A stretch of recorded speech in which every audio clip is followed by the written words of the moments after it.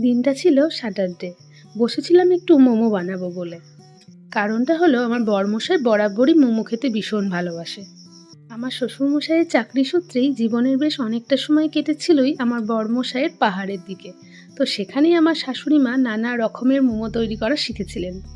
কখনো নারকেল কুড়ে সেটাকে মাঝে পুর দিয়ে মানে পিঠের মতো করে, কখনো বা ছোলার ডাল করে তার মধ্যে ডুবিয়ে, কখনো বা নানা রকম চাটনির সাথে সেগুলোকে বেশ সুন্দর করে টস করেই মোমো বানাতেন তিনি বরাবর। যদিও তাকে চোখে দেখার সৌভাগ্য বা তার কাছ থেকে কিছু শেখার সৌভাগ্য আমার হয়নি, তার কারণ আমার বিয়ে হয়ে আসার আগেই উনি গত হয়েছেন। কিন্তু আমার বরমশাইয়ের স্মৃতিতে এখনও সেই মায়ের তৈরি করা মোমোই এখনও রয়ে গেছে। তাই আমি যেমন করেই মোমো বানাই না কেন, ও আমায় সবসময় বলে মায়ের মতো পারো না। তাই এদিন আমি বলেছিলাম, ঠিক আছে আমাকে বলে দাও, তুমি যদি দেখে থাকো মা কেমন করে বানিয়েছে, আমি না হয় চেষ্টা করে দেখি। তা সেরকমই কিছু হয়েছিল সেদিন। ও আমাকে বলল, এর ভেতরে নারকেলের পুর দিয়ে দুধের মধ্যে এগুলোকে ছেড়ে দাও। দুধ পুলি করার মতোই দুধের মধ্যে আমি খেজুরের গুড় মিশিয়ে নিয়েছিলাম।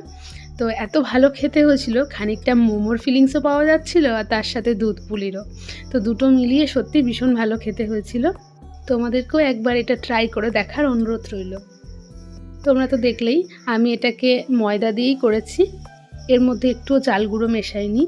আর শেপগুলো মোমোর মতোই দিয়ে নিয়েছিলাম। আর পুরটা মাঝে দিয়েছিলাম নারকেল কোড়া। নারকেল কোড়াটাকে সামান্য একটুখানি খেজুরের গুড় দিয়ে মেখে নিয়েছিলাম।